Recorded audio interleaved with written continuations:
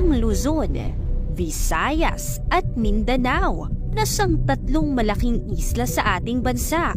Pwede na daw pagdugtong-dugtungin dahil sa mga malalaking tulay na gagawin. Sa ngayon, ang Cebu-Cordova Link Expressway o CCLEX ang itinuturing na pinakamahaba at mataas na tulay sa Pilipinas na may habang 8.9 kilometer at may taas na 476 feet.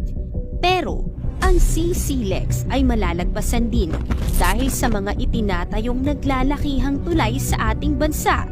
Alam natin na ang Pilipinas ay isang archipelago na binubuo ng napakaraming islang hiwa-hiwalay.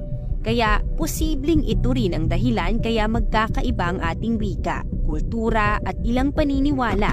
Pero dahil sa kasalukuyan ay maraming